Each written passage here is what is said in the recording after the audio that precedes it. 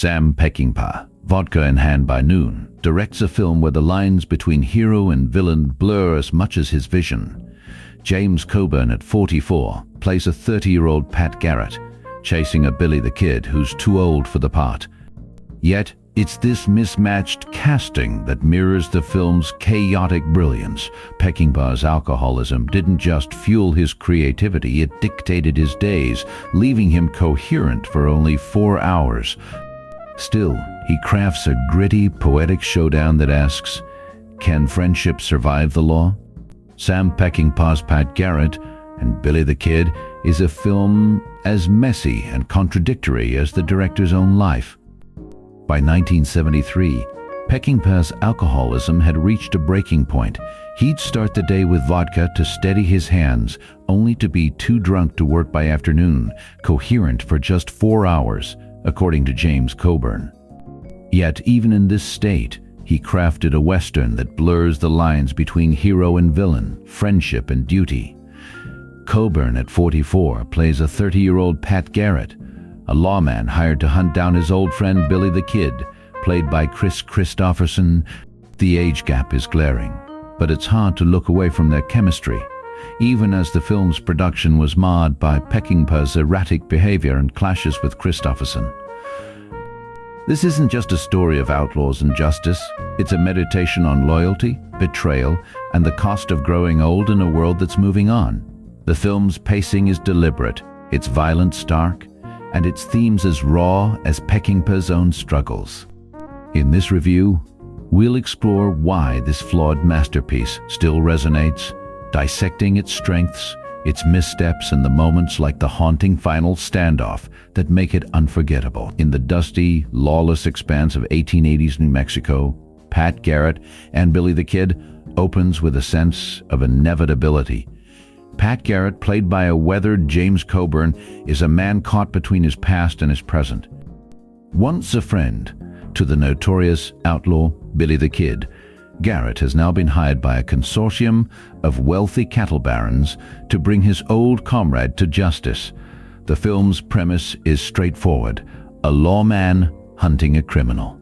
But Sam Peckinpah, behind the camera and often behind a tumbler of vodka by noon, complicates this narrative from the start. The first act introduces us to a world where morality is as blurred as Peckinpah's vision during his 4-hour daily window of coherence. Garrett's pursuit of Billy, portrayed by Chris Christopherson, isn't driven by a clear sense of right and wrong, but by obligation and survival. The film's opening scene set the tone, a tense standoff in a dimly lit saloon, where Garrett's resolve is tested not just by Billy's charisma, but by his own memories of their shared past. Peckinpah's direction lingers on the details: the creak of a wooden floorboard, the glint of a holstered gun, the weight of unspoken history. The setup is intriguing because it refuses to paint Garrett as a hero or Billy as a villain. Instead, it portrays them as two men trapped by circumstance, their friendship a casualty of the changing West. The film's pacing is deliberate, mirroring Peckinpah's own struggles on set, where his alcoholism often left him incoherent by mid-afternoon. Yet, even in its messiness, the film captures a raw authenticity. The introduction of Slim Pickens as a dying lawman, his final moments, accompanied by Bob Dylan's haunting knockin' on Heaven's Door, underscores the film's themes of mortality and loyalty. Dylan's lyrics, written specifically for the film, echo the scene's poignancy as Pickens' character refers to his wife as Mama, a tender moment in a world defined by violence. The first act of Pat Garrett and Billy the Kid is a masterclass in setting up a story where the lines between hunter and hunted, friend and foe, are impossibly thin. It's a film that doesn't shy away from its own contradictions, much like its director, who, despite his personal demons, crafted a work that remains as compelling as it is flawed. The production of Pat Garrett and Billy the Kid was as tumultuous as this story it sought to tell. Sam Peckinpah, already grappling with his own demons, brought his raw, unfilled vision to the screen, but not without significant challenges. By 1973, Peckinpah's alcoholism had reached a breaking point. He'd reportedly start the day with vodka, a detail that casts a shadow over the film's chaotic, behind-the-scenes narrative. This personal struggle mirrored the film's themes of friendship, betrayal, and the cost of chasing one's own morality. One of the most fascinating production stories involves the film's preview version, which was shown to critics, including Martin Scorsese, who had just made Mean Streets.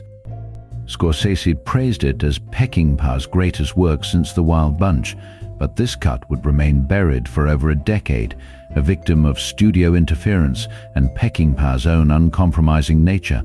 What audiences eventually saw was a compromised vision, stripped of its original pacing and depth.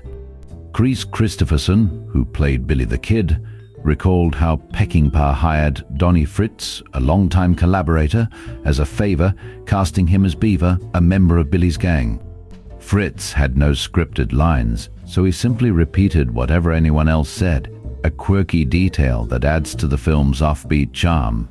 This improvisational approach is emblematic of Peckinpah's style, where character moments often felt raw and unscripted.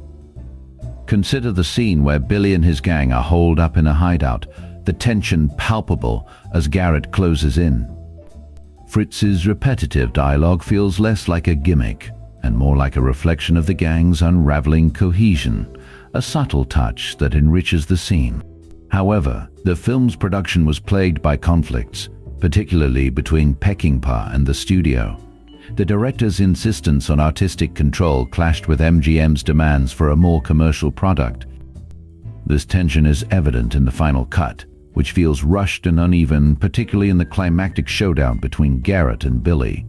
The scene, though visually stunning, lacks the emotional weight it could have carried, a casualty of the editing room battles. Despite these challenges, Pat Garrett and Billy the Kid remains a testament to Peckinpah's vision. The film's use of landscape, its haunting score by Bob Dylan, and its exploration of loyalty and betrayal all shine through, even in its flawed state. It's a movie that feels as much about its own creation as it does about the story it tells, a reminder that the best art often emerges from chaos. The performances in Pat Garrett and Billy the Kid are as rugged and authentic as the New Mexico landscape that serves as their backdrop. James Coburn as Pat Garrett delivers a portrayal that is both stoic and deeply conflicted. His weathered face and measured tone perfectly capture a man torn between duty and friendship. In one particularly striking scene, Garrett confronts Billy in a dimly lit saloon, the tension palpable as Coburn's eyes dart between his old friend and the gun at his side. It's a moment that feels less acted than lived, a testament to Coburn's ability to embody the moral ambiguity of his character. Opposite him, Chris Christopherson's Billy the Kid is a revelation. With a laid-back charm and a hint of recklessness, Christopherson brings a humanity to Billy that could easily have been lost in the myth. His performance is most compelling in the quieter moments, like when he strums a guitar in a lonely campfire scene, his voice cracking with both defiance and vulnerability. It's no wonder that Christopherson, already a musician, felt a natural connection to the role, though it's worth noting that Bob Dylan, who composed the film's score, had never tackled a feature film before, adding an unexpected layer of raw authenticity to the soundtrack. The dynamic between Coburn and Christopherson is the heart of the film, but it's the supporting cast that fleshes out its world. Richard Noble, as the loyal but troubled deputy, provides a grounding presence, his performance a study in loyalty pushed to its limits. Behind the scenes, Sam Peckinpah's clashes with the studio were as dramatic as anything on screen. His decision to purchase a full-page ad in The Hollywood Reporter mocking MGM's brass was a bold move, one that underscored his commitment to his vision, even if it alienated producers.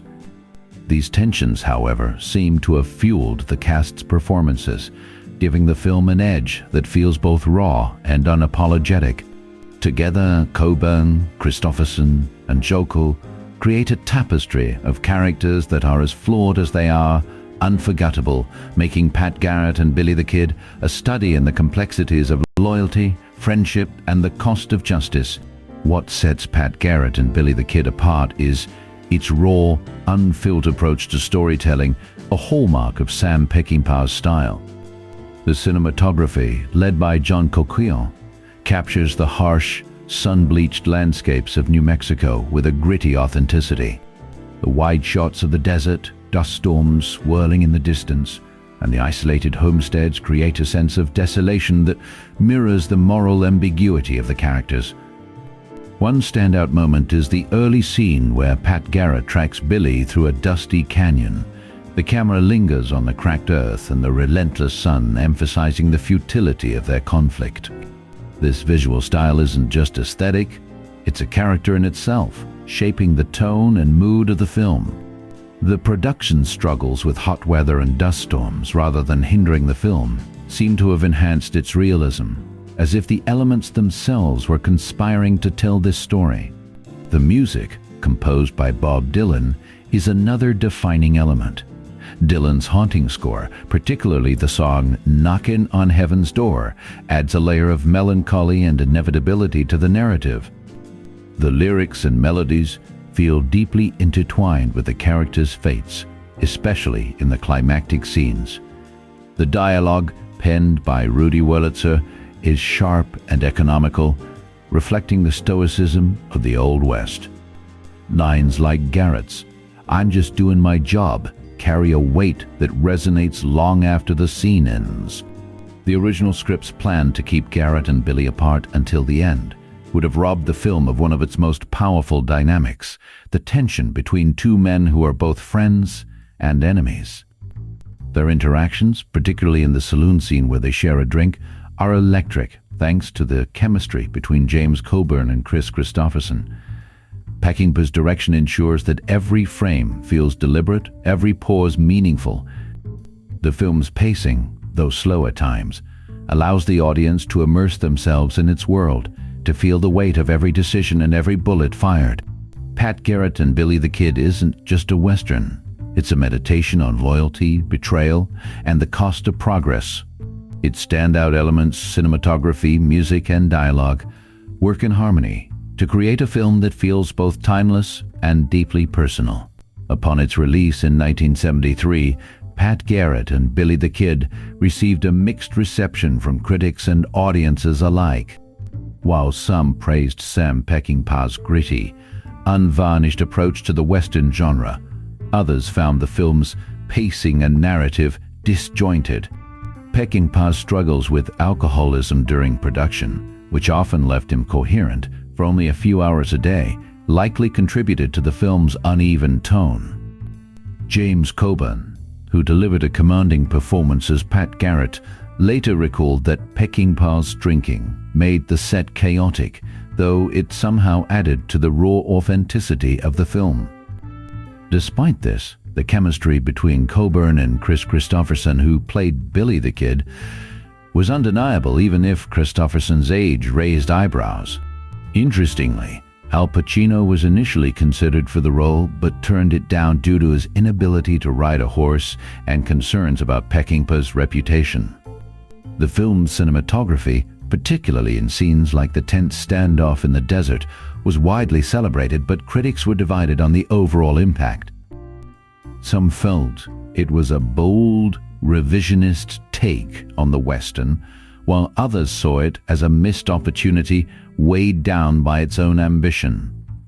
Audiences, too, were split, with some embracing its realism and others put off by its slow burn. Box office returns were modest, reflecting the film's polarizing nature. Over time, however, Pat Garrett and Billy the Kid has gained a cult following, appreciated for its unflinching portrayal of friendship and betrayal. Peckinpah's vision, though flawed, remains a compelling study of the genre, and the film's legacy endures as a testament to his uncompromising style. The cultural impact of Pat Garrett and Billy the Kid is a testament to Sam Peckinpah's bold vision and the film's unapologetic approach to deconstructing the Western myth. By rewriting the script with Rudy Wurlitzer, Peckinpah introduced a cyclical narrative, framing the story with Garrett's own assassination a move that challenged traditional linear storytelling and mirrored the cyclical nature of violence in the American frontier. This structural choice, though polarizing at the time, has since influenced filmmakers seeking to explore themes of inevitability and moral ambiguity. The film's raw, unfiltered style, as seen in its unflinching portrayal of Billy's final moments, pushed the boundaries of what a Western could be, moving away from romanticized heroics toward a grittier, more human portrayal of outlaws and lawmen. Peckinpah's decision to cast Chris Christopherson, whose physicality starkly contrasted with the historical Billy the Kid's stature, further emphasized the film's focus on character over legend. This departure from historical accuracy allowed the film to engage with broader themes of betrayal, friendship, and the cost of progress, resonating with audiences beyond its 1973 release. Its influence can be seen in later westerns that embraced moral complexity, such as Unforgiven and No Country for Old Men, which similarly reject idealized depictions of the West. Despite its initial mixed reception, Pat Garrett and Billy the Kid has endured as a cult classic, celebrated for its uncompromising vision and Bob Dylan's iconic soundtrack, which cemented its place in both cinematic and musical history. The film's legacy lies in its willingness to challenge conventions, offering a darker, more introspective take on the Western genre that continues to inspire filmmakers and audiences alike.